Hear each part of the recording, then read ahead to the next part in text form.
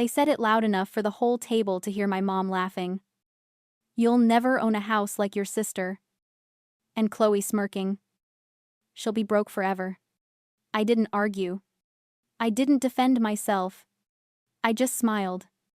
And they mistook that smile for surrender. Weeks later, their car rolled up my driveway. Their calls coming one after another, as if they suddenly had questions about the life they swore I'd never build.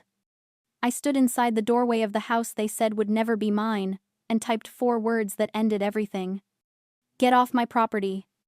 Drop a comment, and let me know where you're listening from, and what time it is for you right now. I'd love to know who's part of our community. To understand why I locked that door, you have to understand the architecture of my family.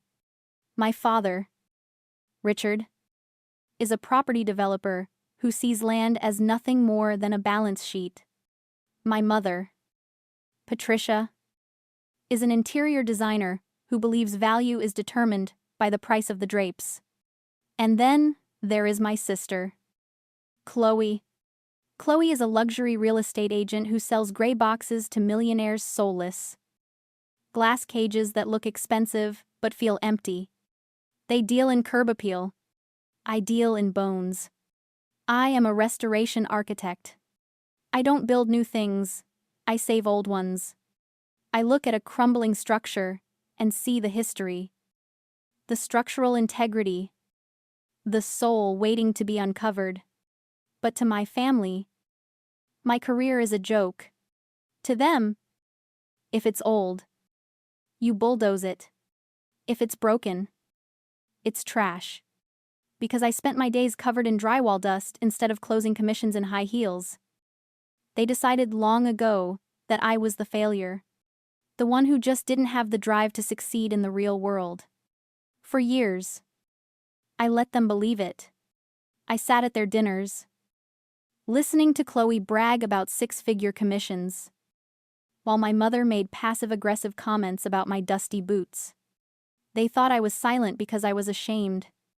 They thought I was quiet because I was weak. They were wrong. My silence wasn't surrender. It was a survival strategy. There is a concept I learned a long time ago. Something that feels like an invisible chain wrapped around your throat. When you grow up in a house where your achievements are treated as threats and your happiness is viewed as competition, you learn very quickly that visibility is dangerous. If you shine too bright, you get cut down. If you want something too much, they take it just to prove they can.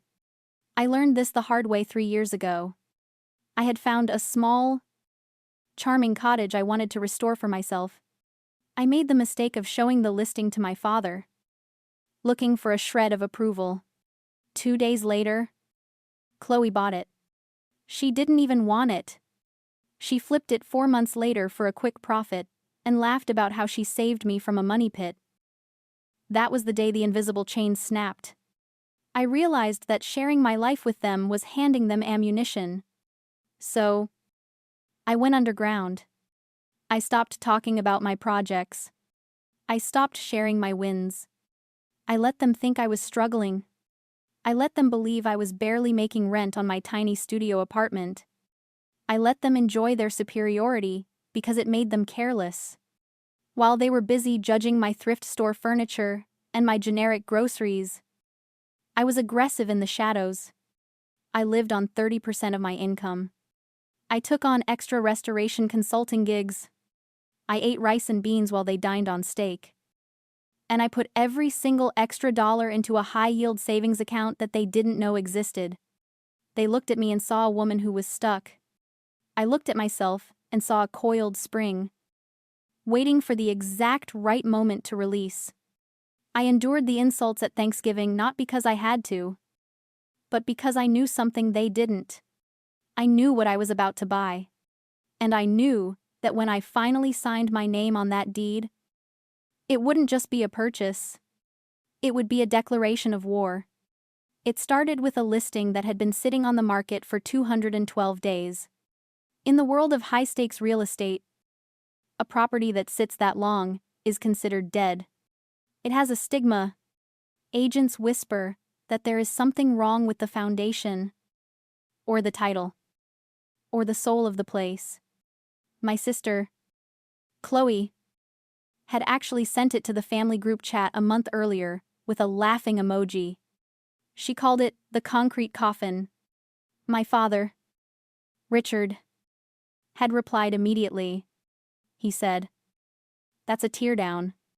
The land is worth $600,000. But the demolition costs alone would kill the margin. Garbage."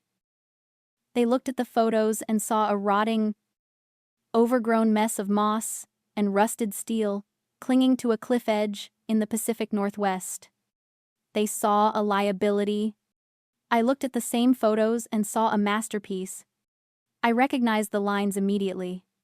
The cantilevered deck, the specific pitch of the roofline, the way the glass curtain walls engaged with the horizon.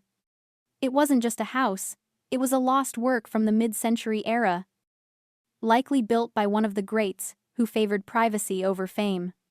It was structure as art. But because the siding was gray and the driveway was cracked, my family, the so-called experts, couldn't see past the surface. They only knew how to sell shine. They didn't understand substance. I drove out to see it at dawn on a Tuesday. The fog was thick, wrapping around the house like a shroud. I climbed over a fallen branch to get to the front door. The air smelled of salt and pine needles. The windows were caked in decades of grime. But when I wiped a small circle clean with my sleeve and looked inside, my breath caught in my throat. The bones were steel. The layout was revolutionary. It wasn't a teardown. It was a sleeping giant. Standing there on that cracked concrete, I felt a surge of adrenaline that was colder and sharper than anything I had ever felt before. This was it. This was the weapon I had been saving for.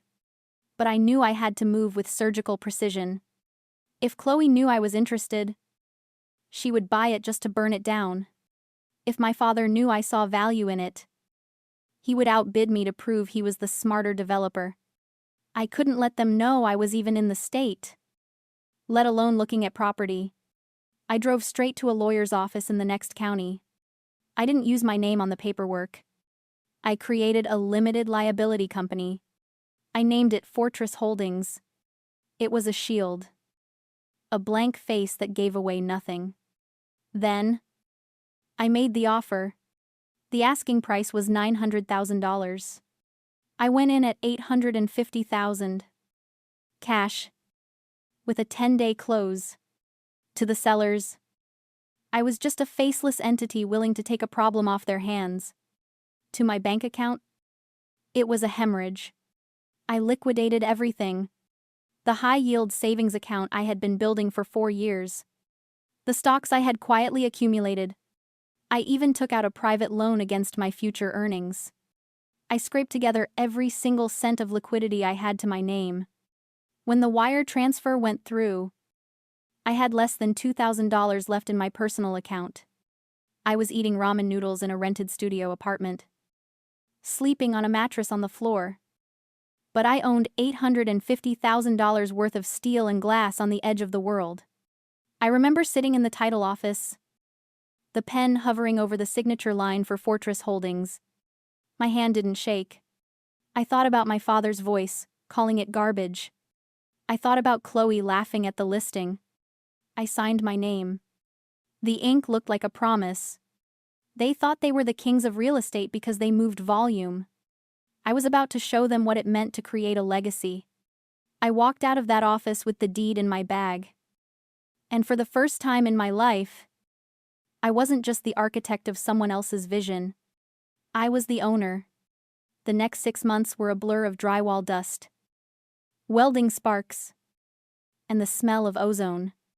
I moved into the property, setting up a cot in the only room that had a watertight ceiling. I woke up with the sun and went to sleep when my muscles seized up. My family thinks restoration is what they see on television, a fast-forwarded montage, where you pick some tile, paint a wall, and suddenly, it's a showpiece. The reality is brutal. It is peeling back layers of rot to find the cancer in the framing. It is grinding rust off steel beams until your hands vibrate for hours after you stop. It is a fight. And while I was fighting to bring a masterpiece back from the dead, my family was busy writing my obituary. The family group chat became a daily news feed of my apparent failure. Because I was pouring every waking hour and every spare dollar into the house, I stopped showing up to Sunday brunches. I stopped buying new clothes. I looked tired. I looked broke. To them, this was proof that I was finally collapsing under the weight of my own mediocrity.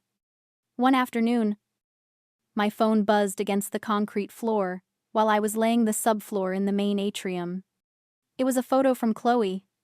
She was standing in front of a sprawling, soulless mansion in the suburbs, one of those modern farmhouses that are just white boxes with black window frames. She was holding a sold sign. The caption read, "Another record-breaking commission. $120,000 in my pocket today. Hard work pays off." My mother replied instantly with a string of heart emojis and a message, "So proud of you, finally. Someone in this family understands the value of curb appeal." Then, a direct text to me from my mother, Cleo. "We haven't seen you in weeks. Are you okay? You know. There's no shame in admitting if you can't make rent. Your father knows a property management company hiring receptionists. It might be good for you to have some stability." I stared at the screen. My hands covered in sealant. My hair full of sawdust. A receptionist. That was the ceiling of their ambition for me. They couldn't conceive that the instability they sensed wasn't a free fall, it was the chaos of creation. I didn't type back a defense. I didn't send them a photo of the mid-century teak cabinetry I had just uncovered, or the way the light hit the ocean from the cantilevered deck. I typed back, "I'm fine. Just busy." Busy, doing what Chloe chimed in, pouting. I let them have it. I let them have the narrative that I was the jealous, struggling sister, hiding away in her shame. It was safer that way. If they thought I was failing, they wouldn't come looking. They wouldn't sniff around. They fed on my perceived failure like vultures. It made them feel secure in their own success. But the house was changing. Week by week, the rot disappeared. The fogged glass was replaced with crystal-clear panes that erased the barrier between the living room and the Pacific Ocean. I stripped the painted-over beams down to their original, rich, mahogany. The structure wasn't just standing anymore, it was breathing. There is a specific kind of silence that happens in a house when it is finally watertight and level. It stops creaking. It feels solid. One evening, standing in the center of the great room as the sun set, turning the entire space into a box of golden light, I realized that I wasn't just restoring a building. I was rebuilding my own spine. My mother saw me at the hardware store a week later. I was buying industrial-grade polyurethane. I was wearing work overalls, and my boots were caked in mud. She looked at me with a mixture of pity and distaste, scanning my outfit like it was a costume of poverty. "Oh, Cleo," she sighed, touching my arm with 2 fingers. "You look exhausted. Is this really the life you want, scrounging around?" I looked her in the eye. I thought about the $4.2 million asset sitting on the cliff edge, hidden behind the trees, registered under a company she didn't know I owned. I thought about the legacy I was saving while she worried about appearances. "I'm happy, Mom," I said. She shook her head, a sad, patronizing smile on her lips. "I know you have to say that, sweetie. But we're worried." She walked away, confident in her superiority. She didn't know she had just spoken to the owner of the most valuable property on the coast. She saw dirt. I saw equity. And the gap between what she saw and what was real was where I lived. The appraisal happened on a Tuesday morning, under a sky so clear it looked like it had been scrubbed. I invited Mr. Sterling the most reputable appraiser in the state. He pulled up in a sedan that looked too modest for the kind of numbers he usually crunched. When he stepped out, he adjusted his glasses and looked at the house, the way the cantilevered roof sliced through the air. The way the floor-to-ceiling glass reflected the Pacific like a mirror. He stopped walking. He didn't look at his clipboard. He just stood there, staring. "I thought this place was a rumor," he said quietly. "The lost Erickson. People said it fell into the ocean in the 90s. "It didn't fall," I said, opening the massive pivot door. "It was just waiting." He walked through the house for 2 hours. He ran his hand along the restored teak paneling. He checked the seismic retrofitting I had installed in the bedrock. He looked at the smart glass technology that turned opaque with a touch. He didn't speak much, just hummed and took notes. When he finally sat down at the kitchen island, a slab of quartzite I had sourced from a quarry 3 states away, he put his pen down. "You bought this for $850,000, he asked. "Yes."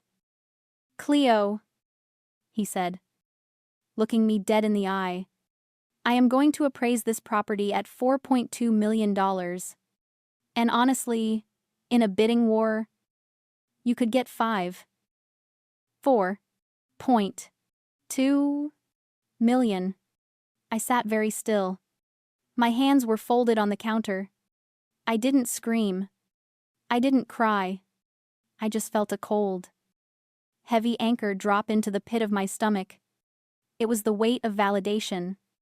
My father, the great developer, had looked at this land and seen $600,000 worth of dirt. My sister, the luxury expert, I had laughed at it. I had seen what they couldn't. I had created over $3 million of equity with my bare hands and my vision. But money wasn't enough. I knew my family. I knew their specific brand of greed. If they found out about the value, they wouldn't just be jealous, they would be dangerous. They would try to force a sale. They would try to claim I tricked them, or that I was unfit to manage such an asset. Or worse, if they ever got their hands on it, they would do what they always did. They would subdivide the lot. They would tear down the old house to build 3 soulless modern boxes to maximize the square footage. They would kill the art to sell the parts. So, I made one final move. The professional escalation. I didn't list the house. I contacted the State Historical Preservation Office. I submitted a 200-page dossier I had been compiling for months, the original blueprints, the history of the architect, the documentation of the faithful restoration. Most developers hate landmark status. It restricts what you can do. It lowers the resale value to developers because they can't demolish. It is a pair of handcuffs. To me, it was a lock. The hearing was a formality.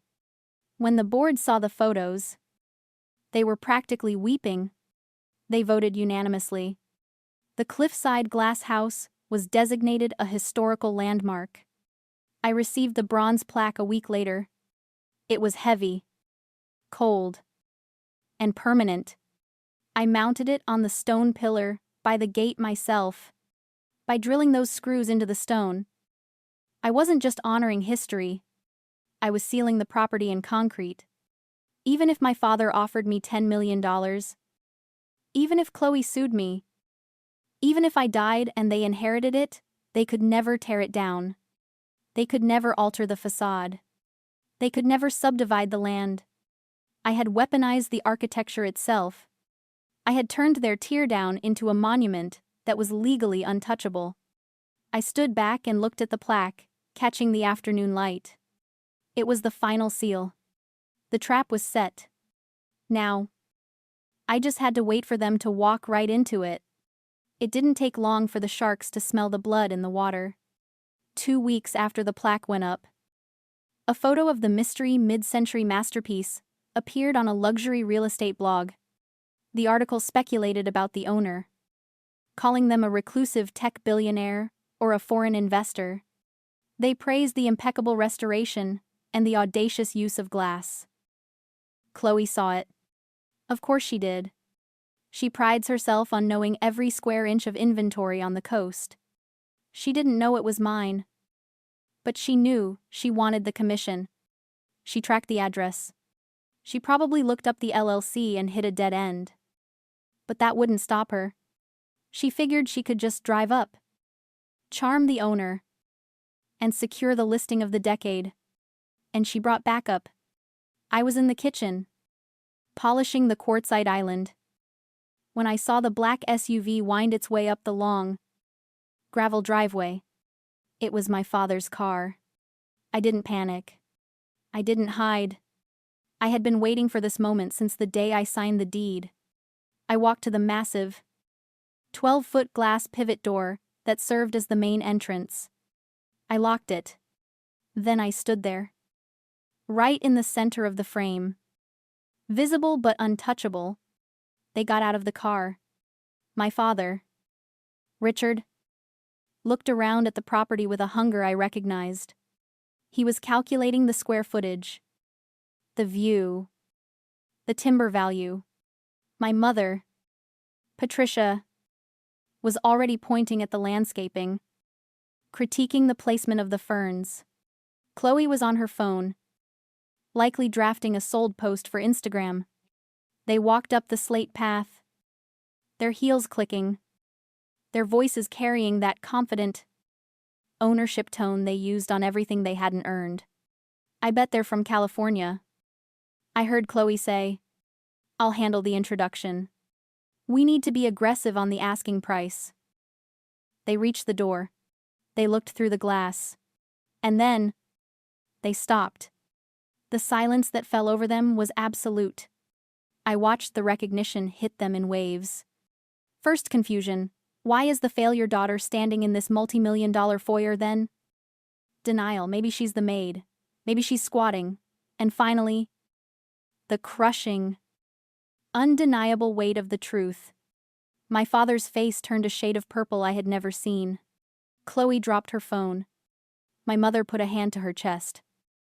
Not in relief that I was okay, but in shock. They started banging on the glass. Cleo, my father shouted, his voice muffled by the double-paned storm glass. Open this door. Open it right now. What have you done? This is insane, Chloe screamed, her professional mask slipping to reveal the jealous child underneath. How did you get in here? Who owns this? I didn't answer. I just stood there, staring at them. You would think a family seeing their lost daughter successful would be happy. You would think they would feel pride. But that isn't how toxic family systems work. There is a psychological concept called narcissistic injury. When the person you have designated as the scapegoat, the one who is supposed to be broken, so you can feel whole, suddenly rises above you. It doesn't feel like a surprise. It feels like an attack. My success was a mirror reflecting their own mediocrity. If I was the architect of this masterpiece, then their judgment of me was flawed. If their judgment was flawed, their entire hierarchy was a lie. They weren't banging on the door because they wanted to see me. They were banging on the door because they needed to break me back down into something they could understand. They needed to regain control of the narrative. I watched them rage. I watched them try the handle. I watched my father point a finger at me, mouthing threats about lawsuits and fraud. I picked up my phone. I looked my father in the eye through the glass. I typed 4 words. Get off my property. I hit send. I saw my father's phone buzz in his hand. He looked down. He read it. He looked back up at me. And for the first time in my life, I saw fear in his eyes. He realized the glass wasn't just a window. It was a wall. And he was on the outside. The engine of their SUV roared to life. A harsh, mechanical intrusion on the sound of the ocean. I watched the taillights disappear down the winding driveway, red eyes blinking into the tree line until they were gone. The silence that rushed back in didn't feel empty. It felt heavy, like a gold bar. I stood in the foyer for a long time. The afternoon sun shifted, casting long, geometric shadows across the floorboards I had laid with my own hands. I expected to feel guilt. I expected that old, familiar voice to whisper that I was a bad daughter, that I was cruel. That family is everything. But the voice didn't come. Instead, I looked around at the fortress I had built. I looked at the bronze plaque by the gate that legally protected this place from their greed. I looked at the steel beams that held the roof up against the coastal winds. I realized that while they were chasing curb appeal the shallow, surface-level approval of strangers, I had been building structure. I walked out onto the cantilevered deck and breathed in the salt air. It tasted different today. It tasted like ownership. My phone buzzed. It was a text from Chloe. "You think you're better than us. You're just a sneak. Dad is going to call his lawyer." I didn't reply. I didn't feel the need to defend myself. I opened the settings on my phone. I selected her contact. Block. I selected my father. Block. I selected my mother. Block. It wasn't an act of anger. It was an act of architectural maintenance. You don't let termites live in the foundation of a landmark. You remove them. I sat on the edge of the deck, my legs dangling over the cliffside, watching the Pacific waves crash against the rocks below. They would tell stories about me. They would tell their friends I swindled them, or that I was ungrateful, or that I had lost my mind. They would try to rewrite history to save their egos. Let them. I knew the truth. I knew the difference between price and value. They knew the price of everything: the land, the commission, the materials. But they knew the value of nothing. They didn't value history. They didn't value art. And they certainly didn't value me. I had spent 28 years trying to build a home inside their approval. And it was like trying to build a castle on quicksand. Now, I had bedrock. I built a life they said I'd never have. And I did it on my own terms. In my own time. With my own two hands. If you are listening to this, and you are currently the quiet one, the one they underestimate, the one they mock, stay in the shadows. Keep working. Let them laugh. Let them think you are failing while you are pouring the foundation of your empire. Build your fortress in silence. And when they finally come knocking, demanding to be let in, don't open the door.